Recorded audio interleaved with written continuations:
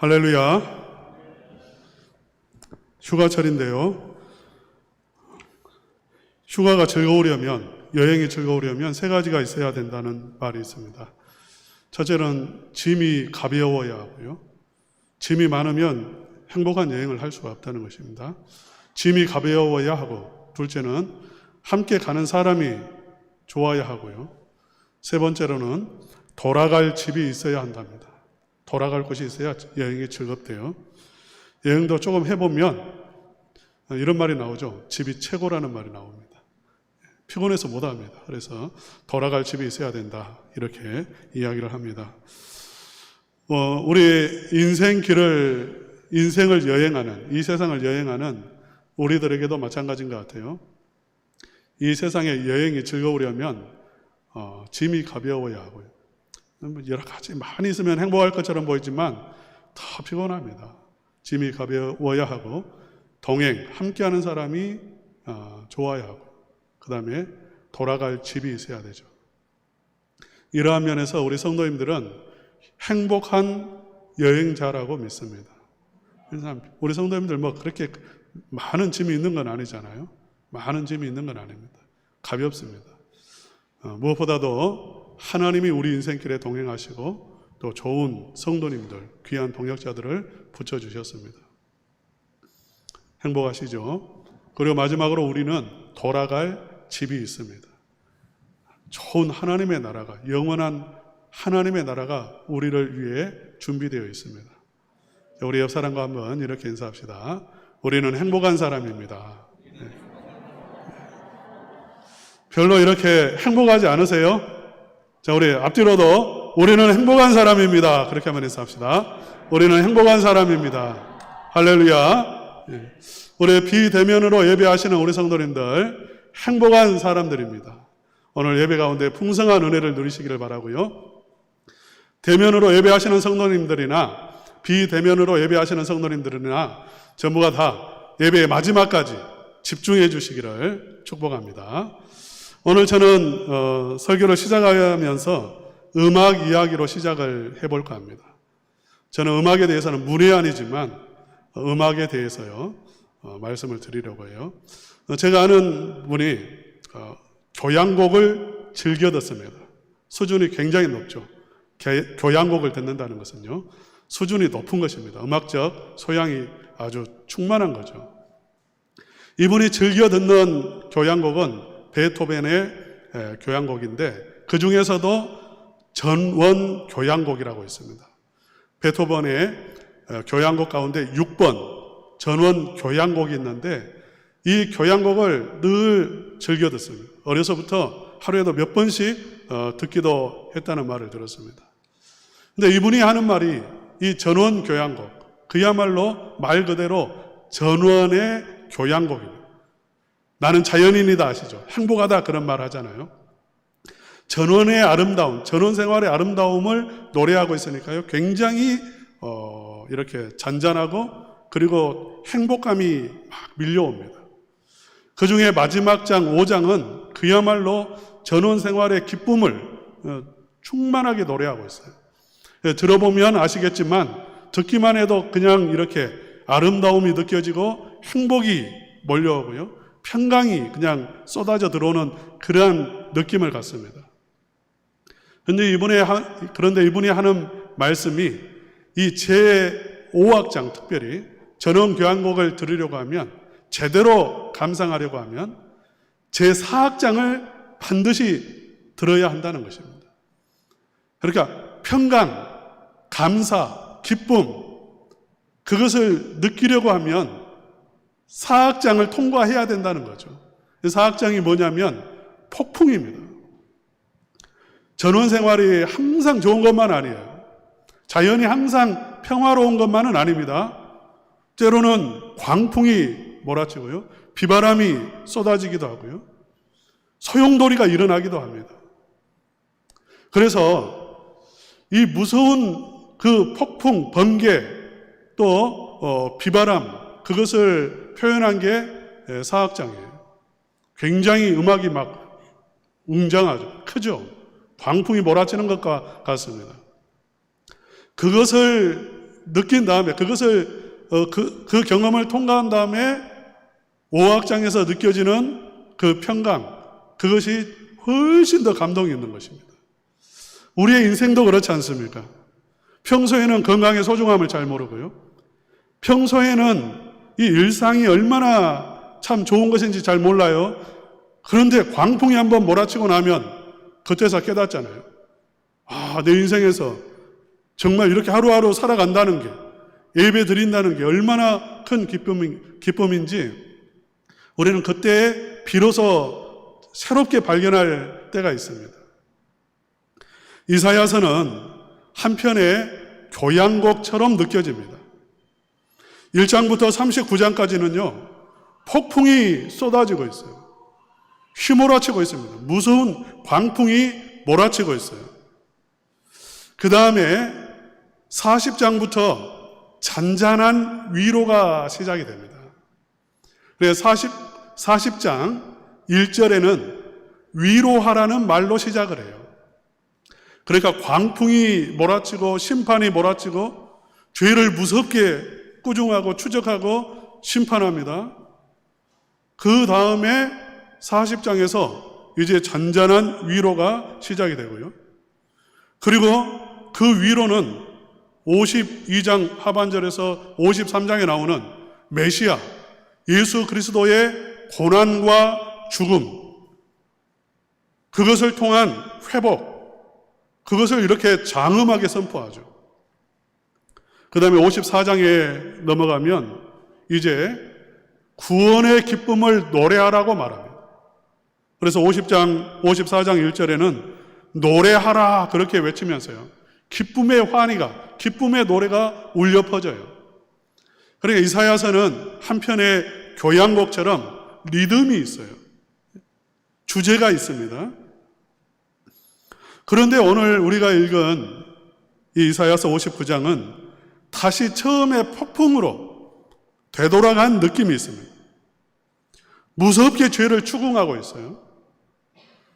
이것은 왜 잔잔하게 흐르다가 구원의 기쁨을 노래하다가 다시 초반으로 돌아와서 그야말로 이렇게 광풍이 치듯이 무섭게 심판이 그 죄를 경고하고 있는데, 이 이유는 무엇이냐면 우리로 하여금 죄를 다시 한번 죄의 심각성을 깨닫게 하고 회개의 자리로 불러내어서 메시아를 통한 구원을 얻도록 초청하기 위한 것입니다. 죄라고 하는 것은 광풍을 일으키고 폭풍을 일으킵니다. 물이 무섭잖아요. 물은 모든 것을 다 휩쓸고 가버립니다. 이것처럼 죄는 모든 것을 다 휩쓸고 사라지게 만들어요. 아담과 하와가 평강을 잃어버리고 에덴의 기쁨을 잃어버렸습니다. 무엇 때문일까요? 하나님이 주신 모든 영광을 잃어버렸어요. 무엇 때문입니까? 죄 때문이죠. 죄 때문에 한순간에 모든 것이 다 파괴되어 버렸습니다. 여러분, 우리의 본문 말씀 한번 읽어보겠습니다. 이사야서 59장 1절에서 2절입니다. 여호와의 손이 짧아 구원하지 못하심도 아니요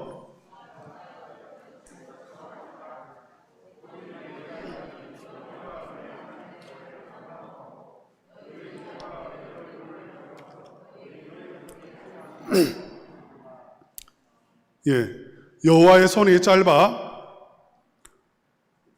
구원하지 못하심도 아니요 귀가 둔하여 듣지 못하심도 아니라 오직 너희 죄악이 너희와 너희 하나님 사이를 갈라놓았고 너희 죄가 그의 얼굴을 가리어서 너희에게서 듣지 않으시게 함이니라.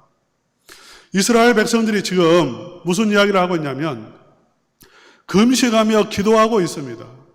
안식일도 철저하게 지키고 있습니다. 그럼에도 불구하고 아수르에게 북이스라엘이 멸망을 당했잖아요. 남유다도 바벨론에 의해서 멸망당합니다. 금식하며 기도했는데도 구원받지 못했어요. 그 이유가 무엇일까요? 죄의 문제를 해결하지 못한 것입니다. 죄의 문제를 해결하지 못했기 때문에 예배도 드렸고 기도도 했고 헌금도 드렸고 모든 것을 다 했지만 그들은 하나님의 손을 체험하지 못했어요. 구원을 누리지 못했습니다. 우리가 이 사실을 알아야 돼요. 죄의 문제가 해결되지 않는 한 내가 아무리 신앙생활을 열심히 한다 할지라도 그것은 다 무효입니다. 문제가 해결되지 않아요. 아담과 하와가 에덴 동산에 쫓겨난 것도 죄 때문에 쫓겨났어요. 다른 문제 아닙니다. 죄 때문이었어요. 노아 홍수가 왜 일어났습니까? 홍수가 일어나서 이 세상을 왜 심판했습니까? 죄 때문이었어요. 죄가 관영했기 때문에 하나님이 심판했다라고 말합니다. 소돔이 왜 멸망했습니까? 불비가 왜 내렸습니까? 아마 과학자들은, 자연과학자들은 그때 화산 때문에 망했다 이렇게 말할지 모르겠습니다만은 성경은 분명하게 지적하고 있어요. 죄 때문이라는 것을 지적하고 있습니다. 바벨론에게 멸망한 이유도 마찬가지예요. 죄의 문제가 해결되지 않은 것입니다. 그렇기 때문에 하나님의 손이 짧아서도 아니고 하나님이 듣지 못해서도 아니고 이스라엘 백성들의 죄 때문에 그들은 멸망했어요. 기도하지 않아서가 아닙니다.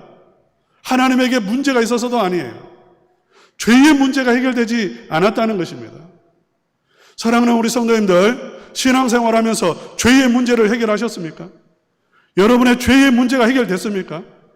하나님 앞에서 죄를 고백하시고 여러분 죄 사함을 얻으셨습니까? 오늘날 하늘에서 오존층이 파괴되고요. 남극과 북극에서 빙하가 녹아내리고 있습니다. 이 세상에 온갖 자연재해가 일어나고 있습니다. 어느 곳에서는 불볕더위로, 어느 곳에서는 가뭄으로, 어느 곳에서는 홍수로 이 세상이 그야말로 요동치고 있어요. 광풍에 휩쓸리고 있어요. 무엇 때문입니까? 죄 때문이에요. 인간의 죄 때문입니다. 코로나가 무엇 때문입니까? 죄 때문이에요. 인간의 탐욕 때문이에요. 어떤 사람이 꿈을 꿨어요. 깨어난 다음에 울고 있었습니다. 그 모습을 본 스승이 물었어요. 무서운 꿈을 꾸었느냐? 아닙니다. 무서운 꿈 아니었습니다. 슬픈 꿈을 꾸었느냐? 아닙니다. 달콤한 꿈을 꾸었습니다. 달콤한 꿈을 꾸었는데 왜 슬피 울고 있느냐? 제자가 흐르는 눈물을 닦으면서 대답했습니다. 그 꿈은 이루어질 수 없기 때문입니다. 달콤한 꿈을 꾸었지만 현실에서는 이루어질 수가 없어요. 왜 이루어질 수 없습니까? 이 세상 사람들이 왜 행복하게 살지 못합니까? 죄 때문이라는 것입니다. 죄 때문에 모든 것이 다 파괴됐어요. 사탄의 문제 아닙니다. 사탄이 유혹했지만 인간이 죄를 지었기 때문이에요. 죄의 문제가 해결되지 않는 한 인간의 문제는 해결되지 않고요. 나의 문제도 해결되지 않고요. 구원을 누릴 수가 없는 것입니다.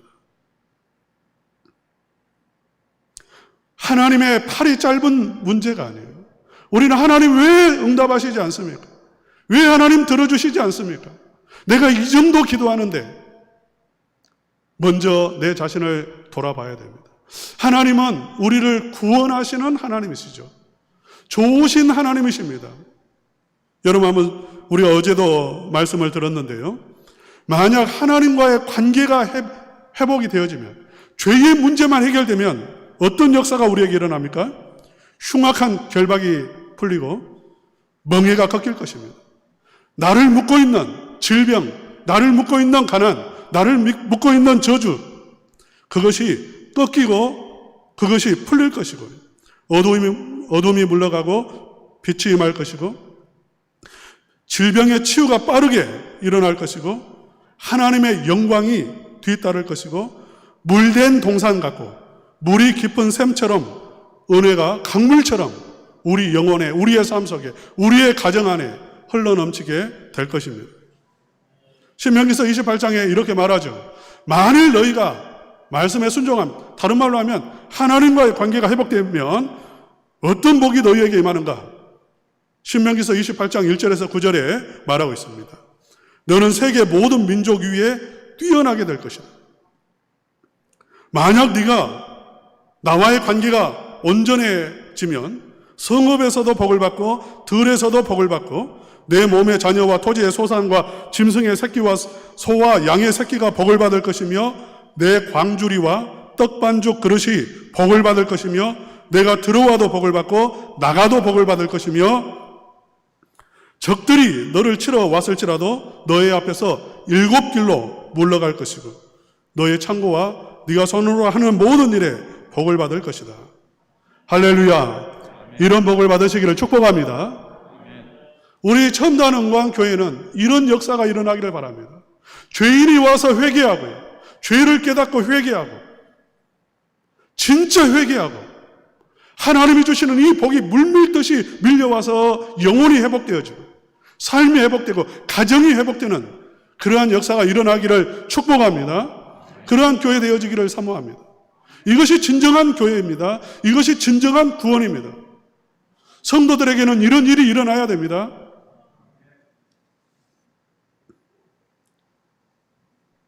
하나님의 이 모든 축복이 다 깨져버린 것은 죄 때문이에요. 이사야서 59장 1절에서 2절 다시 한번 읽어보겠습니다. 여호와의 손이 짧아 구원하지 못하심도 아니요 귀가 둔하여 듣지 못하심도 아니라 오직 너희 죄악이 너희와 너희 하나님 사이를 갈라놓았고 너희 죄가 그의 얼굴을 가리어서 너희에게서 듣지 않으시게 함이니라. 할렐루야. 사랑하는 성도 여러분, 죄의 심각성을 깨달으시기를 축복합니다. 십자가를 세워놓은 이유가 뭡니까? 종탑에 십자가를 세워놓은 이유가 뭐예요? 십자가는 지난주에도 말씀을 드렸던 것처럼 십자가는 인간의 모든 문제가 죄의 문제라는 것을 선포하고 있습니다. 우리는 십자가를 볼 때 내 죄를 볼 수 있어야 돼요. 인간의 모든 문제는 죄의 문제예요. 다른 문제 아닙니다. 저 사람의 문제 아닙니다. 대통령의 문제 아니에요. 우리나라가 안고 있는 이 모든 문제가 왜 일어났습니까? 죄의 문제예요. 죄의 문제가 해결되지 않는 한 다른 문제 해결되지 않습니다. 땅값, 집값 잡히지 않아요. 십자가는 무엇을 선포하고 있냐면 죄의 문제라는 것을 선포할 뿐만 아니라 인간의 모든 죄의 문제는 십자가만이 해결한다는 것을 선포하고 있습니다. 할렐루야. 십자가만이 선포해요. 십자가만이 죄의 문제를 해결할 수 있습니다. 인간의 죄의 문제는 다른 방법으로 해결할 수가 없어요. 십자가를 통과한 사람, 십자가 앞에서 죄를 깨달은 사람, 죄를 고백한 사람은 아까 말했던 풀리는 역사가 일어납니다. 멍에가 꺾입니다. 결박이 풀립니다. 하나님의 은혜가 강물처럼 흘러넘치게 되는 줄로 믿습니다. 여러분, 은혜가 뭐겠어요? 은혜 받았다. 그것은요, 다른 게 아니에요. 죄를 깨달은 것입니다. 죄는 죽었다 깨어나도 우리 인간이 깨달을 수 없어요. 내가 죄인이라는 것을 깨달을 수 없어요. 오늘 본문 읽지 않았지만 5절에 이런 말씀이 나옵니다. 독사의 알을 품었다는 말이 나오죠. 너희는 독사의 알을 품고 있다. 알을 품는다는 말은 생각을 품고 있는 거예요. 그러니까 너희가 하는 모든 생각은 다 무엇이냐면 독사의 알과 같아요. 악이라는 것입니다. 여러분 인정하십니까? 인정 안 하죠. 죽었다 깨어나도 인정 안 하죠. 너의 생각은 다 독사의 알이야. 인정하는 사람 못 봤어요. 좋은 생각처럼 보이지만 하나님의 말씀에 놓고 보면 인간이 하는 모든 생각은 다 독사의 알과 같습니다. 악하다는 것입니다. 생각하는 것이 악해요. 인정하지 않죠. 그러나 이사야는 이렇게 고백했습니다. 하나님을 만난 다음에, 거룩하신 하나님을 만난 다음에 이사야서 6장에 보면 화로다 나여 망하게 되었도다. 나는 입술이 부정한 사람, 나는 죄인입니다. 그 고백이 흘러나오는 것입니다. 하나님의 거룩하심을 경험한 사람은 성령의 빛을 받아서 죄가 드러난 사람, 죄를 깨달은 사람은 그 오늘 본문에 나오는 무시무시한 죄를 지적하고 있는데, 아, 맞습니다. 내가 죄인입니다. 난 독사의 알을 품고 있었습니다. 그 고백을 할 수밖에 없는 거죠.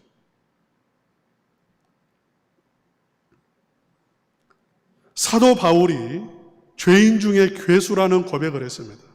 성경에 보면 나는 죄인 중에 괴수입니다, 이런 고백을 하잖아요. 이런 사람, 이런 고백하는 사람 아니에요. 사도 바울은. 본래 이분은 나만큼 착한 사람 있으면, 나보다 더 의로운 사람 있으면 한번 나와 봐라고 해. 이렇게 자신만만하게 자기가 착한 사람이라고 주장했던 사람입니다. 만약 당신이 독사의 알을 품고 있습니다, 지적했다면 무슨 소리 하냐고. 나는 율법을 지키는 사람이요, 하나님을 예배하는 사람이요, 하나님을 섬기는 사람이라고 그렇게 고백을 했어요. 그런데 다메섹 도상에서 빛을 보았습니다. 빛을 보고 예수 그리스도의 십자가 안에서 예수 그리스도께서 비춰주시는 성령의 감동을 받았고 그는 깨달았어요. 그래서 고백하는 거예요. 나는 죄인 중에 괴수입니다. 사랑하는 우리 성도님들이 이 은혜를 누리시기를 축복합니다. 죄를 깨닫는 은혜를 받으시기를 바랍니다. 성령께서 주시는 것입니다. 성령 하나님이 오셔서 조명해 주실 때, 빛을 비추어 주실 때에 죄를 발견하게 되죠. 그리고 깨닫고 회개하고 우리 하나님이 주시는 구원의 은혜를 누릴 수가 있는 것입니다. 사랑하는 성도 여러분, 우리가 신앙생활하면서 구원받은 삶을 살아가지만 항상 기억해야 됩니다. 죄의 두려움을 항상 기억해야 됩니다. 왜냐하면 이 죄의 유혹은 한 번으로 끝나지 않기 때문에 그렇습니다. 죄는 한 번으로 물러가지 않아요. 우리가 죽을 때까지 죄는 우리를 유혹할 것입니다. 항상 패턴은 같아요. 2700년 전입니다. 지금 이사야서가 기록된 때는. 그때에 이스라엘 백성들은 어떤 죄에 빠졌습니까? 형식주의에 빠졌어요. 예배 한번 드리고 하나님 이제 예배 드렸으니까 복 주세요. 그리고 나머지 내가 사는 거 타치하지 마세요. 내 마음대로 살았어요. 하나님 앞에 예배 한번 드리고 내 마음대로 사는 것, 이게 형식주의예요. 형식주의. 오늘날 신앙생활 하는 사람들이 빠져 있는 것입니다. 형식주의에 빠졌어요. 신앙은 하나님을 주로 고백하고 내가 매일매일 하나님과 동행하며 주로 모시고 섬기며 순종하며 사는 게 신앙생활입니다. 그러나 예배 한 번으로 끝나는 거예요. 내가 헌금했으니까 이제 복 주세요. 내 마음대로 살아요. 다원주의, 혼합주의에 빠졌습니다. 이스라엘 백성들은 하나님 안 섬긴 거 아닙니다. 처음에 말씀을 드렸던 것처럼 이들은 금식하며 기도했다고요. 여러분 금식 기도 해보셨습니까? 이들은 주기적으로 금식했습니다. 철저하게 안식일 지켰습니다. 예배 드렸습니다. 그런데 그들은 다른 것도 섬겼어요. 하나님도 우리에게 필요하지만 돈도 필요합니다. 그게 바알 신앙입니다. 물질주의에 빠졌습니다. 오늘날 그리스도인들이 빠져 있는 것들이죠. 하나님이 있어야 됩니다. 그러나 다시 한번 말하지만 나에게는 돈도 있어야 되겠습니다. 나는 돈도 중요합니다. 물질도 중요합니다. 세속주의에 빠졌어요. 혼합주의에 빠졌습니다. 하나님도 섬기지만 적당하게 즐기는 거예요. 이게 무서운 겁니다. 아담과 하와가 빠졌던 거예요. 눈으로 보는 거, 보암직도 하고 먹음직도 하고 탐스럽기도 하고 이 욕망에 빠져 있어요. 죄에 빠진 것입니다. 전혀 느끼지 못해요. 느끼지를 못하고 있어요. 죄에 물들어 있음에도 불구하고 느끼지를 못해요. 이게 심각한 겁니다. 우리는 이것이 죄라는 것을 깨달아야 되고요. 정말 하나님 앞에서 회개해야 돼요. 어떤 분이 말을 하고 교회를 떠났어요. 실제 있었던 일입니다. 저와 교제하는 목사님, 교회에 안수 집사님이 3분인데, 4분인데, 4분이 다 올해 들어와서 교회를 다 떠나셨어요. 다른 교회로 간 게 아니라 아예 신앙생활을 끊었어요. 안수 집사님이. 한 분은 사업이 안 되니까 예수 믿어도 별것 없네 하고 떠났어요. 한 분은 병에 걸리니까 예수 믿어도 별것 없네 하고 떠났습니다. 한 분은 이 2분을 보면서, 나머지 2분은 이 2분을 보면서 나도 그럼 교회 안 나와야지 하고 떠났습니다. 이분들이 다 어려서부터 신앙생활 한 사람이에요. 교회 집밖에 몰랐던 사람입니다. 교회 집 학교, 교회 집 직장, 이것밖에 몰랐던 사람들이에요. 그런데 떠났어요. 예수 믿어봐야 별것 없다라고 말하면서 떠났습니다. 이들이 해야 될 일이 무엇이었습니까? 예수 믿어봐야 별것 없네가 아니라 질병에 잡혔을 때에, 막혔을 때에, 사업이 막혔을 때에, 내 인생의 어둠이 찾아왔을 때에 무엇 했어야 됩니까? 죄의 문제를 찾았어야 됩니다. 내가 무엇이 잘못되었는지를 찾았어야 돼요. 회개했어야 됩니다. 구원의 경험이 없으니까 죄의 그 무서움을 깨닫고 회개하고 하나님이 주시는 생명, 하나님이 주시는 구원, 그 기쁨, 그것을 누려본 적이 없어요. 이 사람 교회를 다녔지만 한 번도 그것을 체험해 본 적이 없어요. 영적인 체험이 없는 거죠. 신앙의 경험이 없는 거예요. 이러면 열심히 다닐지는 몰라도 생명 없습니다. 구원 없습니다. 영생이 없습니다. 구원의 기쁨이 무엇인지 모릅니다. 하늘의 평강도 모릅니다. 그냥 교회가 좋으니까 다니는 거예요.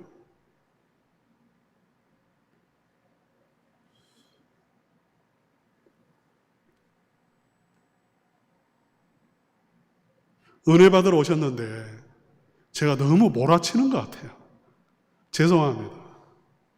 우리 모든 성도님들은 이미 하나님께서 구원의 은혜를 베풀어 주신 줄로 믿습니다. 그러나 우리가 살면서 죄는 여전히 두려워하면서 살아야 될 줄로 믿습니다. 왜냐하면 죄가 들어오면 그 기쁨, 구원의 은혜, 하나님과 동행하는 즐거움, 그것이 막혀버리기 때문이죠. 그래서 우리는 늘 회개하면서 하나님이 주시는 은혜를 다시 회복하고 구원의 기쁨 속에 살아가야 되는 줄로 믿습니다. 사랑하는 우리 성도님들이 진정으로 하나님이 주시는 이 놀라운 은혜를 누리시면서 날마다 구원의 기쁨을 맛보시면서 그리고 구원받은 자에게 주시는 하나님의 풍성한 축복을 누리시면서 사시기를 주님의 이름으로 축원합니다.